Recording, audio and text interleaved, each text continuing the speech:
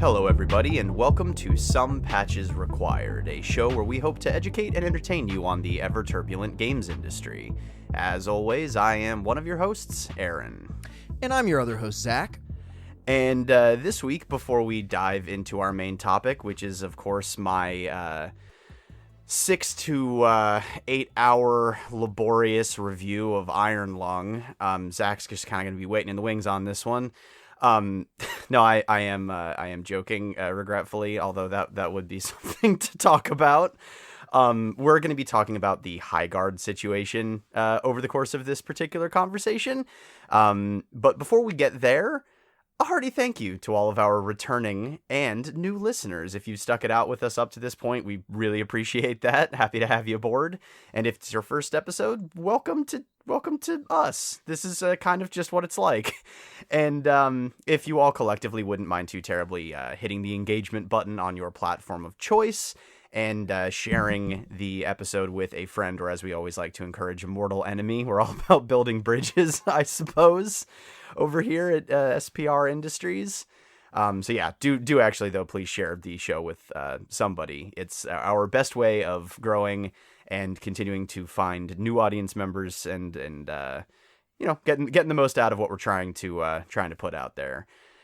And then if you feel like engaging with us in a conversation, we're going to be doing a lot of talking about the marketing for Highguard here in a minute. So if you have any particularly strong reactions or feelings about the Highguard trailer that was shown at the Game Awards, feel free to leave those in the comments. Be very curious to see if there's a more even spread of reactions to that reveal, or if it all kind of just comes down on the nah side of things, which is more or less what my reaction was. But yeah, in the meantime, Zach, what'd you think of Iron Lung?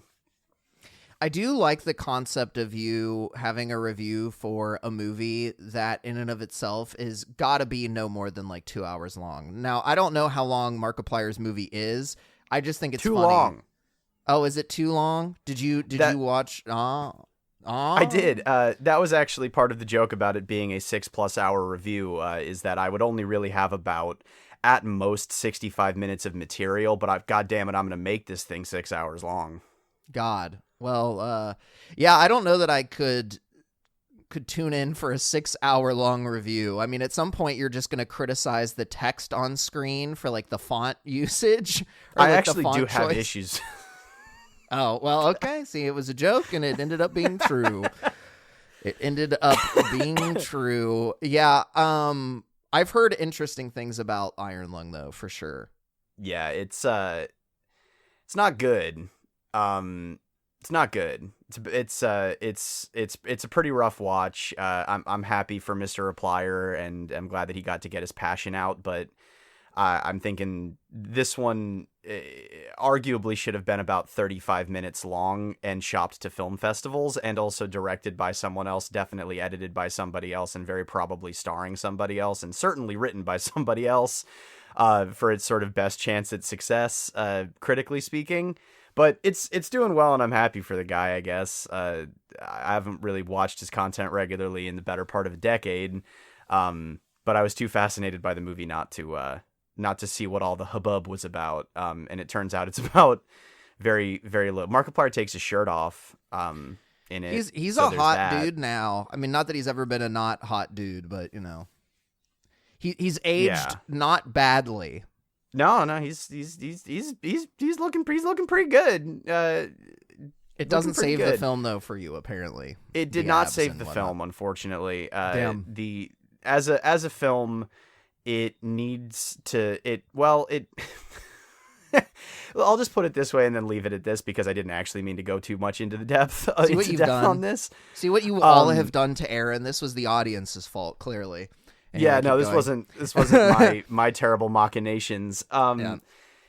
It feels a lot like the first movie someone ever made, and it feels like it was made under similar circumstances to the Star Wars prequels, which is to say nobody on set and nobody anywhere in the creative process had the sort of daylight to tell the creator behind the project that some of their ideas just weren't working. For the George Lucas of it, it was because he was George goddamn Lucas. And for the Iron Lung of it, it was because Markiplier just did everything. So there was really not that much room in the creative pipeline for someone to tell him to tighten up the editing or maybe explore more interesting themes in the writing, or, maybe imply that an inexperienced director directing an inexperienced actor might be a recipe for awkwardness in a performance and sort of a lack of identity in the direction.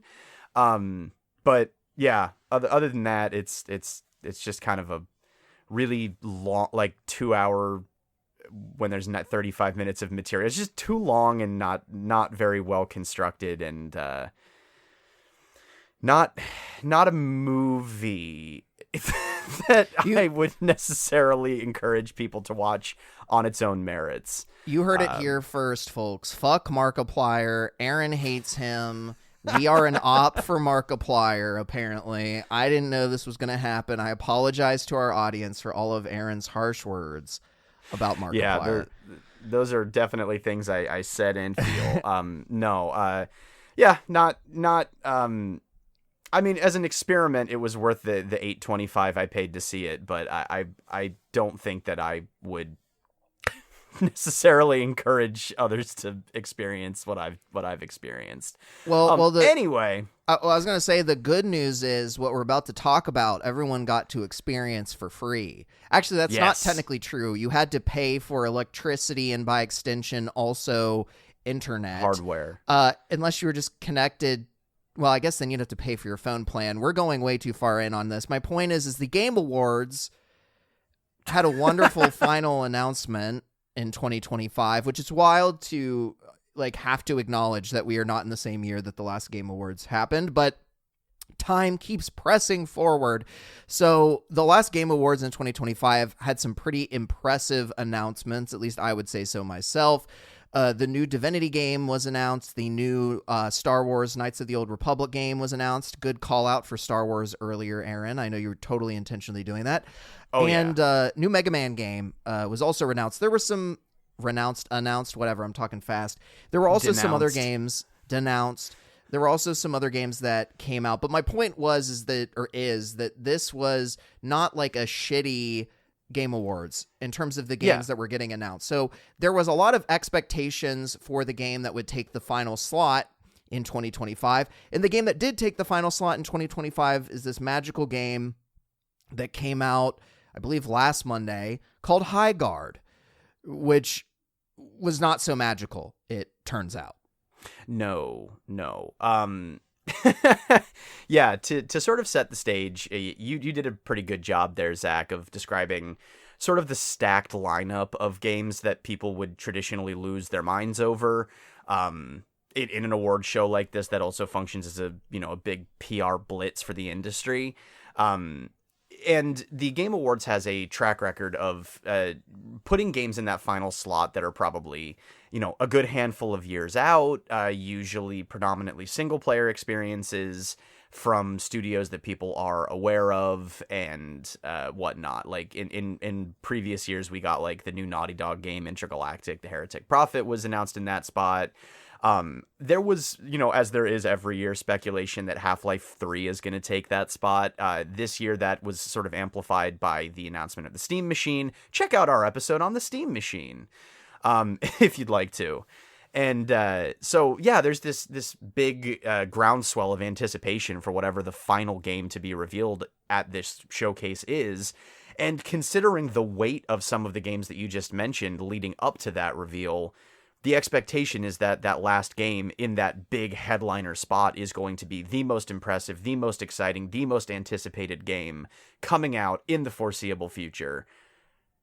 And we got Highguard, which presentationally speaking, is a somewhat nondescript Frontierland meets fantasy with revolvers 3v3 raid shooter, which boils down in the public consciousness to another goddamn free-to-play multiplayer shooter that does not look like it has a strong visual identity from a studio that has never made a game before that's made up of ex Titanfall devs, like people who came from Respawn and other companies of its like. And the general consensus, I think, began as confusion, which slowly devolved into rage, as it often does on the internet. But yeah, the positioning for this reveal was so bizarre, and the reveal itself so like bewildering and underwhelming that the narrative started almost immediately, and people were just kind of confused and curious.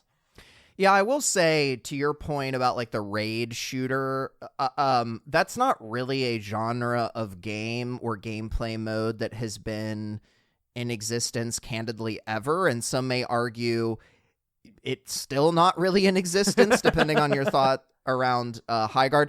But what I will say is, like, the trailer, I reviewed it, or not reviewed it, but I looked through it again last night.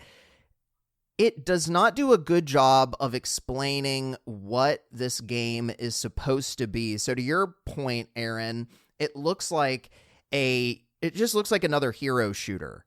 Yeah. And people are so fed up with hero shooters. It's an oversaturated market. Agents and heroes keep getting forced into games that they really shouldn't be put into, and people are, still remembering when they were forced into, for example, the last Battlefield game before the newest one that just came out. So, like, it's a genre that people aren't really enthusiastic about being explored any further. And I think when that original trailer was rushed out the door, which we'll get to because it was rushed out the door, it just really looked like another game that was slop from ex-AAA or AAA developers that just kind of encompassed and embodied all of the negative things that people hate about the games industry when it comes to things looking generic or not particularly creative or trying to push, the boundaries of games further. And it turns out actually not all of that is true. This trailer just did a really bad job of explaining what the game actually was. And so if you look at the actual reveal trailer and a lot of the content that came out closer to the game's launch, which was, what was that? January, that would have been, looking at January 26th, I believe. You actually get a launch trailer that shows this raid shooter idea that they have. And you may not like the raid shooter idea, but it is actually like a more unique gameplay mode. And I'm just going to say this right now because otherwise we may forget to say it. It's inspired by the like raid component of survival games like Ark or Rust specifically, where you build up an arsenal of weapons, explosives, etc., and then go to another player's base to functionally raid it, blow it up, and get a bunch of loot. So it is something that hasn't really been tried before, but certainly this first attempt at marketing the game, I think, mostly made people pissed. Yeah. And this is now our second consecutive episode about, essentially just marketing faux pas, right? Like, we're definitely not veering back into Splitgate 2 territory with this one. No one comes out in a big dumb hat, and no one in this story that I'm aware of lambasts critics or posts, cringy, fratty apology videos to their personal Instagram or Twitter or whatever it is. It's just, this one is much more subtle bad marketing. Well, it's not even more subtle bad marketing. It's less like ridiculous bad marketing and more just a bunch of ill-considered decisions that I think you can make a strong argument buried and otherwise competent, if not extraordinary game, because the almost immediate result of the ineffective first trailer being placed in a position that comes tied to so much anticipation and so much inherent hype was that people assumed it was going to be a lot more generic than it was, and the narrative immediately took hold that the game was completely dead on arrival. It was Concord 2. It was, a bewildering sort of betrayal of the indie game narrative present at the Game Awards 2025 up to that point. And despite being produced by a first-time studio, just filled with veterans, obviously. And yeah, the narrative quickly just spun completely out of control. And how did there's a lot of questions about how all of this happened, but yeah, we're talking about marketing again. It's gonna be a good time. Well, to your point, as I make a bunch of those really strange sounds, yeah, it's an interesting game because really the thing that we're excited about, which sounds like a weird way, I'm not excited for this game to get shit on. I'm actually very kind of like sad that this game is getting all the vitriolic hatred that it's getting, because it feels like the developers had one marketing idea, which we'll just allude to now. We'll try to dig into later. It sounds like they, being a bunch of former Apex Legends folks, wanted to shadow drop this game. And then they had some conversation with Geoff Keighley about the Game Awards, and Geoff convinced them to buy a slot at the Game Awards, which was not the final slot, like final reveal slot that's associated with being like $1 million for a 3-minute trailer, but instead a more discounted one, because I guess Geoff just liked the game enough. And they were talked into this different marketing strategy that they just were not ready for. Like this trailer, it sounds like literally came together at the 11th hour, and they did their best to try and showcase their game, but clearly it fell short. And yeah, it just kind of sucks because it's definitely still their fault. I mean, they have full ownership of the game. People make mistakes, whatever. I definitely don't think they deserve the amount of hatred that they've gotten online, because ultimately it is, I think Michael Bell does a really good job of elaborating on this or illustrating this in his video. He talks about how it wasn't a Concord because Concord was an example of Sony trying to force something that they historically have never done, which is like a games as a service multiplayer game, just to make a bunch of money. This was an example of a bunch of developers who had experience making multiplayer games in this genre that wanted to make something that they enjoyed. Like, this wasn't them trying to force something. It was legitimately probably a passion project. I will say I think it looks generic, but some people just don't have good artistic taste. Like, I just don't think this game probably deserves all of the hate that it got. Does it deserve to succeed? Nothing deserves to succeed, but it's just unfortunate how that's kind of fallen in my opinion.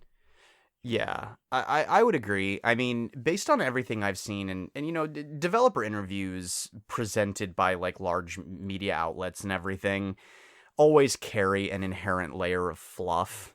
So there's really, because it's a marketing opportunity, right? So there's really only so much you can actually like take at face value. But a lot of the stuff that developers have said that I've seen is the sort of, at least, mindset that I tend to resonate with when it comes to designing a game and figuring out what kind of game you want to design in the first place. And it seems like when this team was still very small, they were having conversations about what question they wanted their game to answer, right? So they were very clearly looking at elements of shooters that they responded to well, ones that they liked in games that they'd been playing, ones that they almost certainly liked in games that they'd made before, and they wanted to take their FPS acumen and, just shooter acumen in general and apply it to something that maybe was a little bit experimental, maybe hadn't been tried before. And whether the execution of that idea is flawless, and I think the general consensus is no, it's not flawless. It does at the very least seem to be coming from a human, creatively minded place. Like you were saying, and like Bellular had said, in opposition to Concord, which I'm sure that there were people on the original team that did actually give a shit about Concord, but within the larger sort of metatextual narrative, it really did feel a lot more cynical and corporate because of Sony's positioning in the industry. So yeah, I agree that the game itself, Highguard, probably does not, well, no, it definitely does not deserve any of the vitriol that we'll dig into here in a little bit. Success is never guaranteed. I think, games deserve a shot at success, but whether this one has legs is ultimately going to be up to the developers, how quickly they're able to respond. And we'll actually talk about this a little bit. They have been responding reasonably quickly to some of the major complaints with the game. But, whether audiences are willing to move along from their dislike of the concept and the way it was revealed and actually give the game a chance to grow and impress, or whether they're just gonna, bounce off of it, never look back, and let the game basically die on the vine. Yeah, I mean, I think this is a good time to really just jump in and elaborate a little bit more on that negativity that this game got, because we've chatted a little bit about it, but you can look at the numbers and see how much this game was getting dogpiled. I mean, before the game even came out, there were a lot of YouTubers making videos on how this game was going to be a failure, how things weren't looking great, the developers weren't, promoting the game at all prior to it releasing. I mean, in part, that's why Aaron and I are kind of talking about it, because we were thinking, well, do we talk about the game before it comes out, or do we talk about it after it comes out? We ultimately landed on after for a few reasons. One, it matches our release cadence to talk about it in this kind of a way. But people wanted this game to fail, I think. I think it's very clear that they wanted it to fail. And before I end this quick point, because I don't want to forget, I think that's illustrated by the fact that day one, the game had an overwhelmingly negative score on Steam. And since day one, that score has only gotten better, to the point that as of the 2nd of February, it has a mixed rating on Steam. That is a massive leap in terms of people shooting positivity the game's way. And again, I've played this game. I played 2 rounds with a friend last night.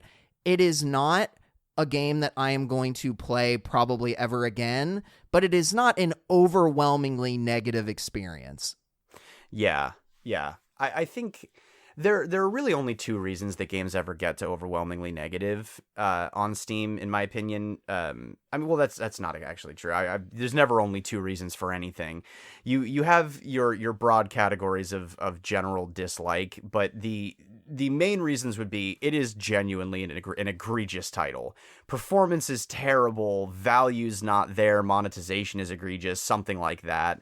That can absolutely push a game to overwhelmingly negative. The other category of overwhelmingly negative is you have lost control of the narrative. Or somebody has harnessed control of the narrative and is leveraging it against the game's Steam rating. That's the sort of thing that we saw with Helldivers 2 during that entire ordeal, where the game was being purposefully review bombed because of the PSN requirements on Steam.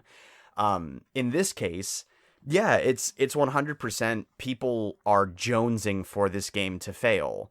And I think some of that is because it feeds the content machine. I think some of it's because people want to be part of a meme. I think that there are actually probably players who regret missing out on Concord because they think it would have been funny to have had an experience with Concord before it died. And I think that a lot of those people have launched themselves in that very early window at the Steam reviews to jump in. They didn't have to actually buy in like they would have with Concord, and they want to be in on the big new thing to dunk on. So they show up, they log a couple of hours, or they don't, and they drop this, scathing review that's basically just a meme, and then move on with their day to the next thing that they can, enjoy in whatever way they want to. And I don't think that those reviews are coming from an authentic place of good faith criticism, which almost feels like a ridiculous thing to say now that I say it, because of course they didn't. I think that based on everything I've seen, the mixed is a much more sort of accurate representation of people's experience.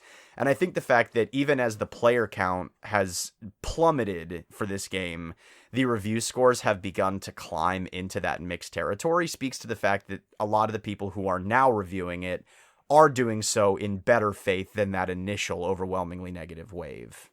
Yeah. I mean, and to my earlier point about the overwhelmingly negative, I should have also brought up that the game hit a max CCU of 97,000 players, which is pretty crazy. Like, it's not actually that crazy. I mean, there's games like Arc Raiders that hit almost 500,000, right? Like, it's still air quote baby numbers, but 97,000 players is a lot of people to be looking at a game. And to your point, Aaron, that fell off within 24 hours to about 10.5K.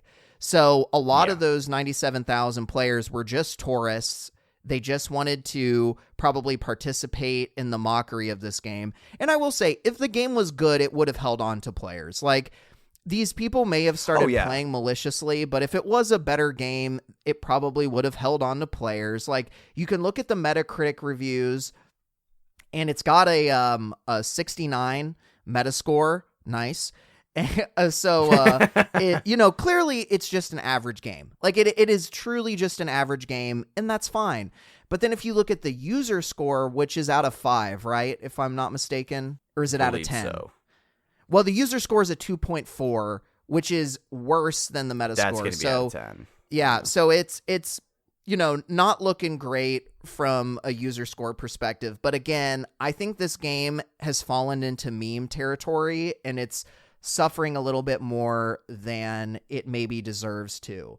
Now, I do want to clarify, like I said, I've played the game. There are certainly like weird floatiness issues. I was actually able to play the 5v5 mode. One of the criticisms of the game was that the maps were too big and it wasn't a very engaging experience at 3v3. It's like a decent enough experience at 5v5 in terms of, players. But there are issues with this game, and Aaron and I are not trying to defend the game's quality. Yeah. We're just saying, does it deserve to get memed on to the degree that it is being memed on? I would say probably not. But you can certainly criticize the game, and you're allowed to hate this game. It's just clear that this is it's a trend to hate on this. Yes, it's definitely it's the hot thing right now to glom onto this game as a perceived failure, and a fair amount of that, I think, of course, does rest on the marketing, and regretfully, a fair amount of it does also just rest on Geoff Keighley, because encouraging the team to take that last spot definitely set them up for a lot of eyeballs on a game that maybe was not presented in its best possible light, but it also set them up for a very confused marketing rollout, because a lot of the Dead on Arrival stuff started when this game has, the podium at the biggest event of its kind for the year, and then disappears up until a few days before its actual reveal, release. And that led people to wonder if the negative reception to the Game Awards trailer had caused them to just drop the game entirely. Maybe it was vaporware. Maybe it was so Dead on Arrival that they were just going to quietly shovel it out onto Steam and then pretend like nothing had ever happened. And that fed into the narrative. And, the vestiges of their original marketing plan being what they were, namely silence until reveal, just did them no favors there. It spun this story out of control and allowed the memification to take place. And then the memification turned into vitriol because people were angry that this game dare exist in the first place. You'd pulled an interesting quote of something, of a similar sentiment to that. But yeah, I just not trying to defend the game against its very real flaws, but rather contextualize its, metatextual failure as opposed to its experiential failure. Because, again, good faith criticism levied against a game is for the benefit of the industry, in my opinion. I think the same way that I will continue to talk about all of the amateur filmmaking problems present in Iron Lung, despite the fact that a gajillion people went to see it because they love Markiplier and they're going to leave positive reviews on it and everything like that, that does not absolve the film of its sins. It should still be criticized as art. That's just the way that, in my opinion, that should work, because that's how we learn. That's how we dissect. This game, by virtue of people bullying it, it doesn't necessarily deserve all the pats on the back, but it does deserve its shot at fair criticism, which it evidently, for a variety of reasons, really just kind of hasn't gotten. Well, I think the main takeaway from a lot of these marketing beats is that you need to, when you're trying to make as big of a splash and put yourself out in front of people like, this team did, you've got to make sure that you're ready for that splash to occur, right? Like, I think the biggest sin that was committed here was they just took this sweetheart deal before they were ready. Like, one of the things that comes up in a lot of the videos we watched, in a lot of the articles that we watched, is this game, or read rather, is that this game should have had more beta testing. There should have been more testing. There should have been more feedback, because there is fun in this game. I did have some moments of fun in this game. It was not like a slog. It's just kind of awkward and clunky because they're trying to merge all these different elements from all these different genres. And I don't think that they've found the right weighting or mixture. And I'm sure that they could have. I legitimately think these are talented developers, but I think that they needed more feedback, more public testing, etc., to really hone in this experience. And they also just needed better marketing materials. It becomes very clear when you look through this story that they had a bunch of materials of people playing the game that were influencers or media outlets, but that I don't believe that material was recorded until after the Game Awards, because they recorded it, I think, in early January leading up to the release. And then they were going to, bombard us with all this information about the game, vis-a-vis Apex Legends with its shadow drop. So don't pivot your entire marketing strategy just because someone gives you this sweetheart deal, but that sweetheart deal contradicts the entire marketing strategy that you originally had. It's just, they pivoted directions too late into the game and were not able to create the appropriate amount of visibility following the Game Awards to combat the inevitable negativity that the game was going to generate. And ultimately, that is on the developers to do a good job of navigating that. Yeah, I think that in this instance, depending on how sort of persuasive Geoff Keighley was in regards to pushing the developers, I'm not implying that he actually did, because we don't know to what degree he really strong-armed anybody, but depending on how persuasive he was, a certain amount of blame can be laid at his feet for even suggesting this at all. But yeah, 100%, the ultimate blame does really lie with the development team and whoever was in charge of their marketing to make the decision to take that spot. And I understand the allure of that spot. It seems like a foolish thing to pass up if it's offered to you at such a significant discount. But the rest of your marketing campaign cannot proceed as if nothing has changed if you're revealing your game a significant period of time before you meant to.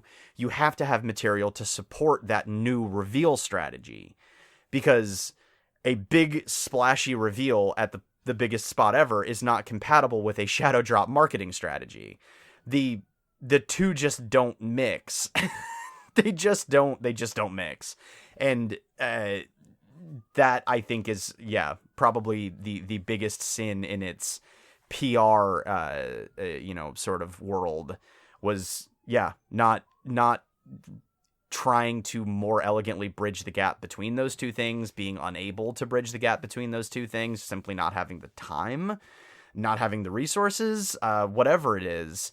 But it's evident that trying to pivot / fuse a shadow drop with a big splashy reveal in advance was a confusing and confused way of trying to show your game to the world.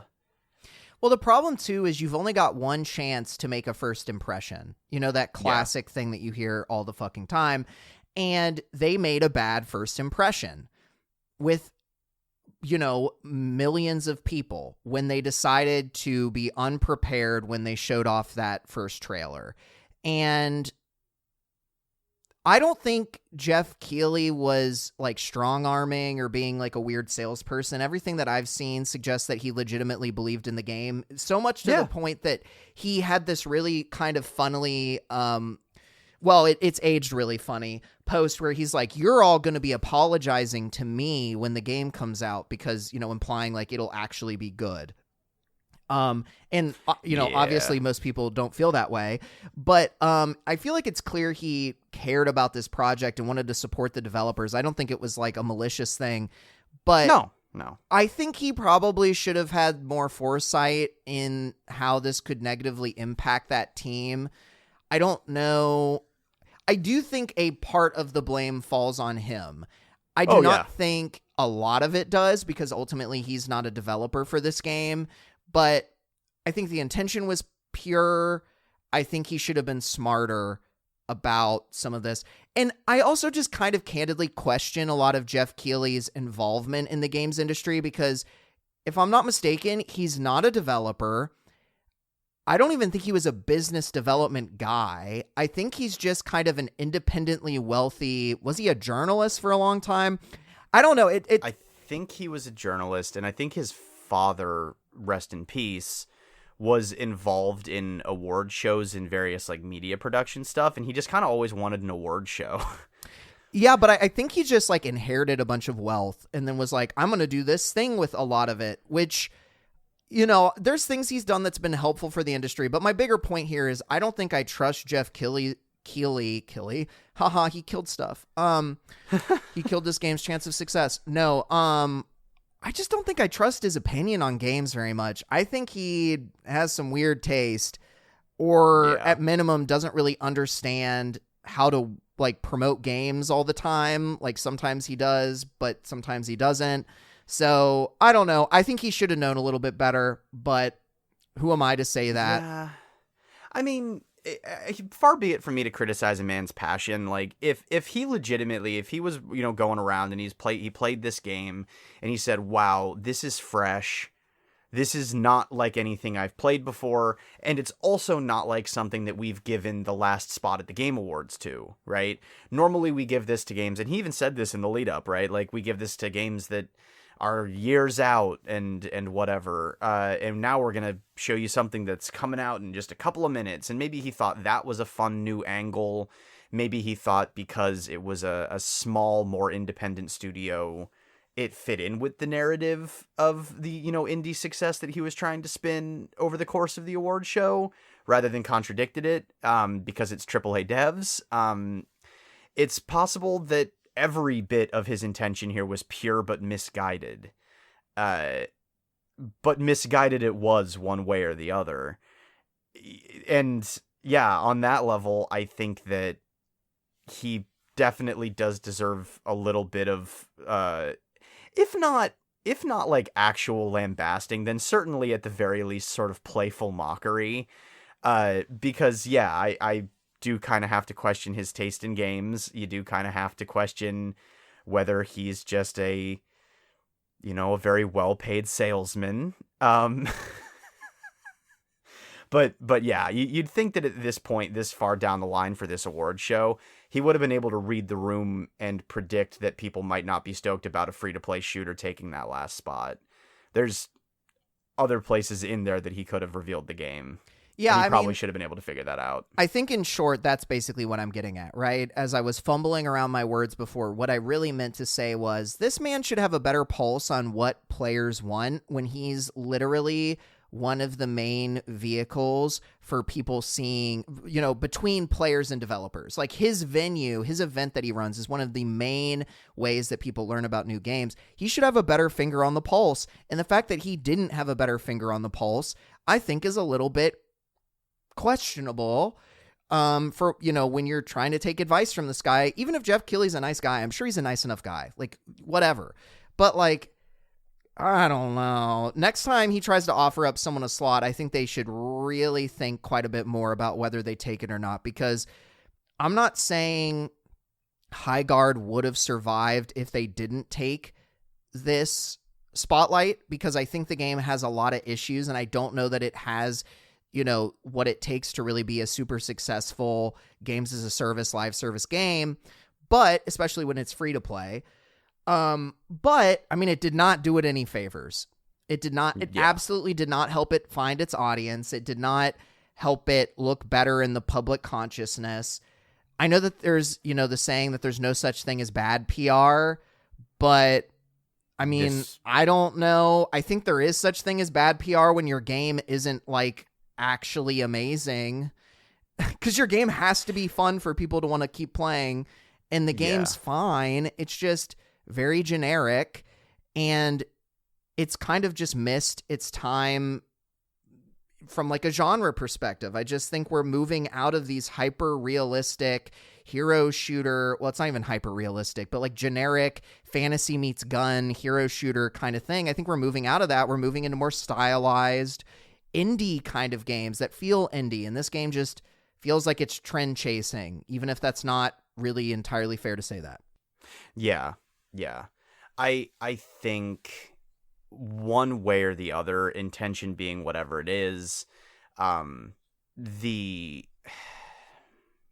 way that this game was revealed and then subsequently marketed rather poorly definitely took what would have been a quiet it definitely took what would have been a quiet sort of game and turned it into a Concord 2 narrative. And I think, yeah, it, whether every criticism of the game is inherently fair, the point is it got off 100% on the wrong foot and had a much bigger hill to climb to prove its worth or its promise at the very least. Like, hey, come back, check us out, we're going to be continuing to work on this. There's more good stuff to come. Yeah, all of that got buried under a mountain of reactionary anger and confusion and frustration and memes. And that was the joint effort of a miscalculation on Mr. Keighley's part and a miscalculation on the team's part in terms of what their marketing could actually, achieve and handle following that particular reveal. But I suppose then the next question, Zach, unless you had anything further to say on that sort of side, the next question would be, do you think that it would have made a legitimate difference if they had shadow dropped as initially intended? I think that a shadow drop of the game would have maybe resulted in a more positive reception, but I do not believe that this game would have been successful if it had shadow dropped, because ultimately no one really even knew about this game studio. Like, it's great that you've got a bunch of former Apex Legends and Titanfall people. People really love Titanfall. They've been yearning for a Titanfall 3. So there are some things that the team could have taken advantage of from that marketing. But the reality is that, like, no one knew about this game as an IP. No one knew about this studio. You need to, I think, have some kind of foundation like Respawn did when they, shadow dropped Apex Legends, for that to be a viable marketing strategy. Because I think otherwise, even if you have, hours and hours and hours of content and you take over the airwaves for an entire day, or rather you try to take over the airwaves for an entire day, I just don't know how far you would be able to get. Now, it does seem like they, had paid a lot of Twitch influencers to play their games, so it's possible, maybe that would have helped get the word out. But again, the game's not polished enough to retain a lot of people. And I think that the first-time user experience for a lot of folks was going to be frustrating. I mean, there were network connection issues day one, people not even being able to get into the tutorial to then be able to play the game with friends. Like, I don't know. I think it was still going to be rough for them regardless, and I don't think that they would have been given a ton of grace, because even though they are very much an indie team in a lot of ways, they're still a big team. I think they're 60 people, and their game does look like a AAA game. It doesn't put them in a great situation. They don't look like an indie team in the same way that like a Peak does. And so I think people would have still been harsh on the game, even if they avoided this whole, kind of embarrassing situation with the Game Awards. Yeah. I generally tend to agree. I think that a shadow drop works well for something that has either inherent hype or tangential inherent hype, by which I mean like shadow dropping the Oblivion remaster makes sense, right? Because that's just going to catch like wildfire, and people are going to be even more excited about making an impulse purchase of whatever it cost, $40, $50, whatever it was, than they would be to sort of like plan ahead for that. It's just like, oh my God, this crazy thing happened. That's incredible. It's a game I love. They finally did it. I didn't even have to wait. I didn't even know I was supposed to be excited for it. Now it's the only thing I want. That sort of hype train benefits a game. It is its own marketing, and it works because people, for some reason, still trust Bethesda, and because people, loved Oblivion back in the day or have never had a chance to play it and want to play something like Skyrim while they wait for the Elder Scrolls 6 to launch in 2039. And yeah, that works for that kind of game. With Apex, like you said, there's already technically a world that takes place in, and Respawn is, riding pretty high, and it's the heyday of the Battle Royale. And the, multiplayer shooter in that general vein, shadow dropping that generally works. I think new concept genre hybrid from unknown studio is a less compelling sales pitch. I think, not that Apex Legends is like an A+ name or anything, but I think that Highguard is a horrifically generic name for a video game that does not make me actually think of anything. It evokes absolutely nothing in my mind's eye. Another game. Sorry, I just got lost in mind's eye for a sec. So yeah, I think ultimately the game would have had an uphill battle, not as steep of a hill, mind you, but it would have had an uphill battle in terms of trying to gain traction as a new IP from an unknown studio with maybe known talent, with a shadow drop. But I do think that the game at the very least would have been given a much more fair shake at launch with a shadow drop. I think that there would have been more good faith criticism rather than reactionary negativity with a shadow drop. And I think that, the game probably would have yielded a lot less negative online presence in terms of coverage of how sort of middling it is. I think that people would have found the game, played the game, tried the game, bounced off of the game. I think our attrition numbers would probably be comparable. It's also possible that the all-time peak would have been lower, but the drop-off would have been less steep. I really don't know specifically how that would have broken down, but I could see that being a reality as well. But yeah, ultimately, I think the main thing that sticking with the shadow drop would have achieved is that people would have gone into the game with no pre-existing taste in their mouth, good or bad. They would have been trying a game cold to see if they liked it. If they liked it, they'd like it. If they didn't like it, they wouldn't like it, but they wouldn't already have a reason to hate it. Yeah. No. Oh, sorry, cut you off. No, I was just gonna say which really could only benefit the narrative. So I mean, even us, right? Like we're not doing like the rage bait thing, and we're not doing like the drama thing. But our entire episode here is about the drama surrounding the release of this game, right? And a shadow drop would have avoided this entire conversation. Yeah, I mean, the interesting thing about this game, from my perspective, and why I wanted to talk about it, was the game getting this, final reveal spot on the Game Awards, not because they even necessarily wanted it, but because it was handed to them in a way that they felt they couldn't, not take.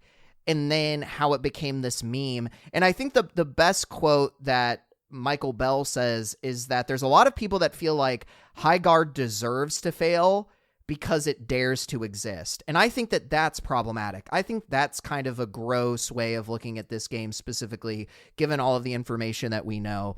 But I think had they had shadow dropped, God, I can't talk, this game, they would have avoided a lot of that sentiment from players. Now, to your point, I think they would not have hit as high of a peak CCU. I don't think the game would have garnered as much attention had they shadow dropped it for a lot of the reasons that we went through earlier. I think that the Metascore would probably still sit around a 69 or a 70, so about average. And I think that on Steam, it would still be a mixed game. Mixed to maybe... Slightly positive. Yeah, whatever's above it. Is it just positive? Or mostly positive, maybe. Anyway, my point being, like, I don't think that anything would drastically change for this game other than the fact that it would be a bit of a meme. And my other main takeaway is if anyone's saying that this game is Concord, I think that's disingenuous and just not true. I think it's anyone that's saying that, I think just does not know what's going on and just wants to hate on this game because it's a very different situation. This game is ultimately much better than Concord. I do think the art direction is generic. But I think their bigger issue was like the game's just not that great and they took the wrong marketing option.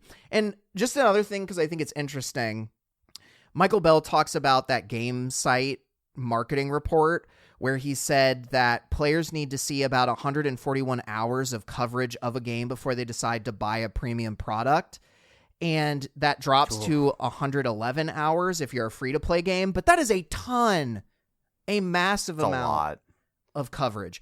And for clarification, I don't have access to the article, but I'm sure that that means like 141 hours of like even like Twitter posts or not Twitter posts. Yeah, no, Twitter posts or, just seeing something on social media over and over again to like reinforce the idea that this thing exists.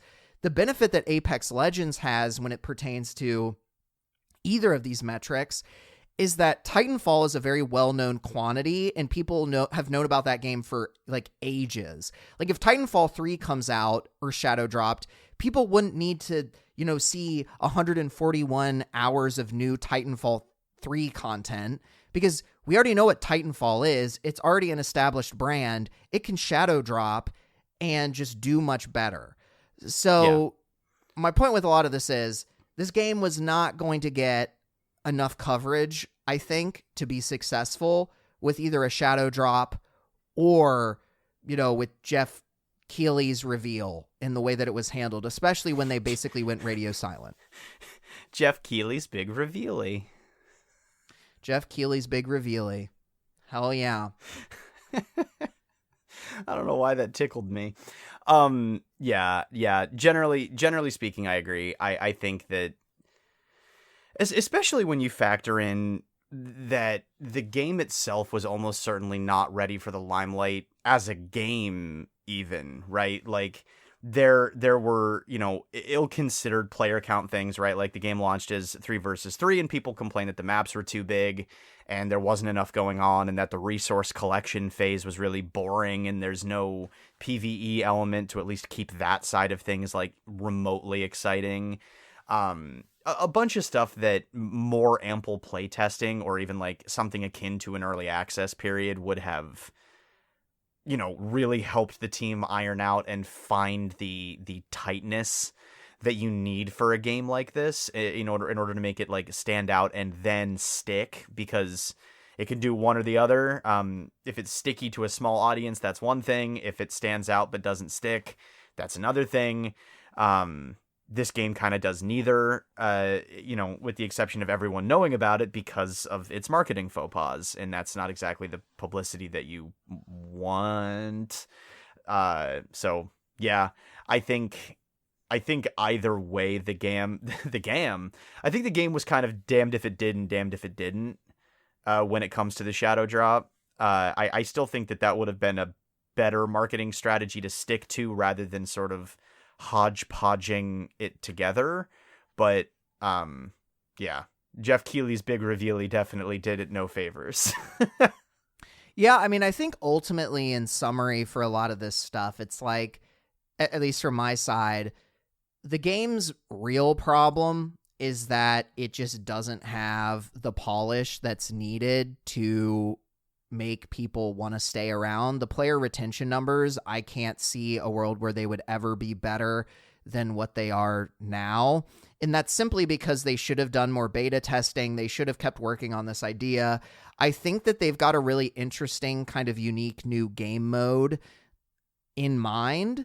And I think it's in a prime spot for probably some indie team to run with that idea and improve upon it, as indies are always, capable of doing and have always been doing, candidly, in a lot of ways when it comes to inventing new genres. It's unfortunate that this team wasn't able to make it stick for whatever reason. Like, I don't know why the game had to come out now. I'm sure that it's got, some funding component is part of the reason. But yeah, either way with the marketing, I think they went down the wrong of the two options, or the worst of the two options, because clearly the reveal at the Game Awards led to way more negativity around their game than I think shadow dropping it would have. But I don't think there was saving this game if they were, just intent on releasing it on this current time frame. I just don't think it's fully baked. I think there's some unique ideas. I think the team is certainly talented in a lot of ways, but I think they would have benefited from a better art style that was less generic. I think, this whole fantasy meets guns thing is a little overplayed. And yeah, it's unfortunate, but I just don't think this game was going to succeed if it was ever going to release like it did release. Yeah. I think you more or less summed up a lot of my thoughts. My general sort of closing salvo would be, I don't think this game was destined for success, especially launching in the state that it did. But I would say that the situation was really only made worse by not choosing either one of two lanes. Lane one being traditional reveal, you do the Game Awards thing and then back that up with a strong marketing push right up till reveal, maybe have a couple of, beta tests in there and, just do it the traditional way, or you fully shadow drop. Committing to either one of those two things probably would have yielded... it certainly would have yielded a better result than sticking to neither of them, but doing both. And also kind of doing neither. So, yeah.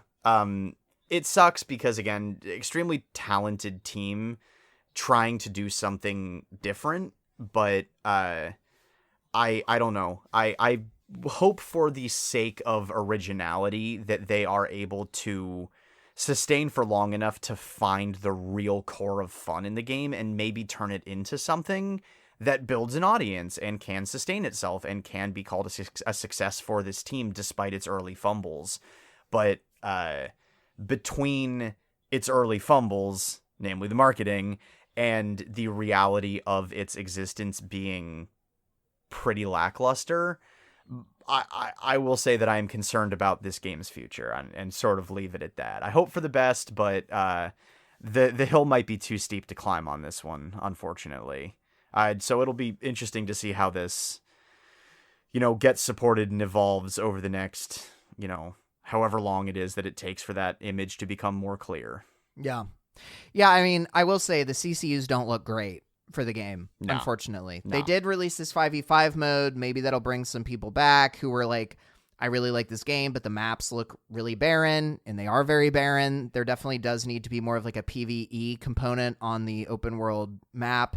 Anyway, it's rough. I feel bad for them from like how critical people have been about them just daring to make a game. Ultimately, some of that is their fault because they should have released a better trailer to start with. But at the same time, people in the game community are sometimes just assholes. Like gamers are sometimes assholes. 100%. And yeah, I mean, it sucks, but it's kind of just the industry that we exist in. Very true. And my last thought there, just to kind of echo the sometimes people are assholes thing. My biggest concern is that the end result of all of these different marketing bits and it becoming a meme and how that sort of impacts the CCU is my big fear is that now we're in a situation where regardless of what comes next, once the meme has worn off, no one's going to even give the game a second look because they already got what they needed from it. Whether the game gets better or not, a lot of people might have just bounced, bailed, and never looked back because it's just not going to be funny anymore. And that's all they really wanted from this game, you know, after a certain point. So I think once the meme of it ends, we'll either see the game continue to just sort of languish, or we'll see it slowly start to tick back up. But either way, we'll know the fate of Highguard once the meme has worn off. Yeah. No, definitely agree. Well, one thing we do know the fate of is us saying our thank yous to people who have become increasingly more difficult to thank on the internet.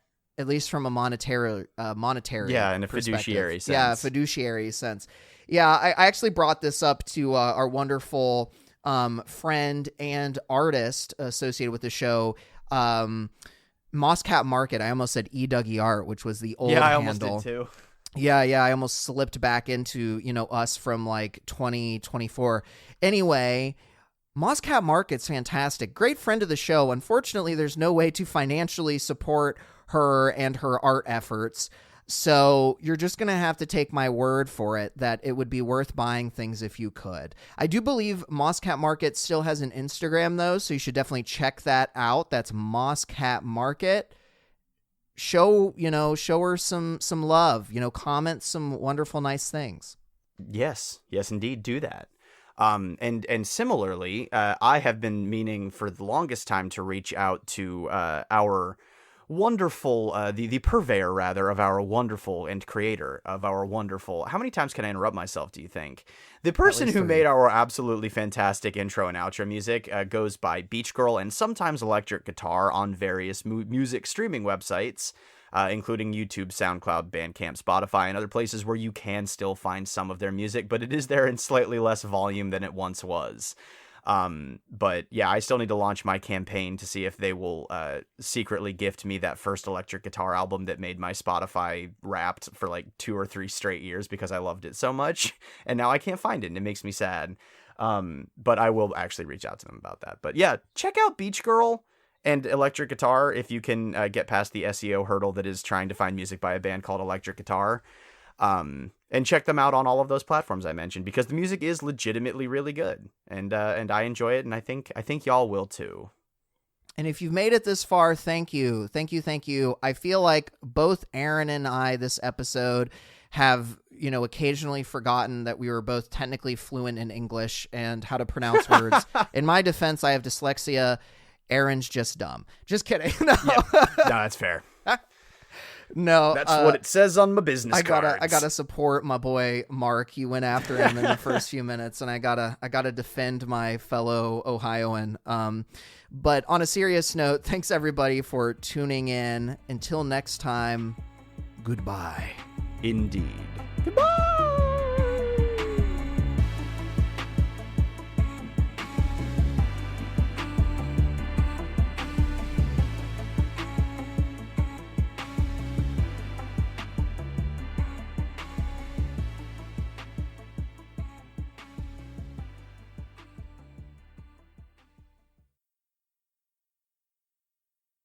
Geoff Keighley's Big Reveal-y.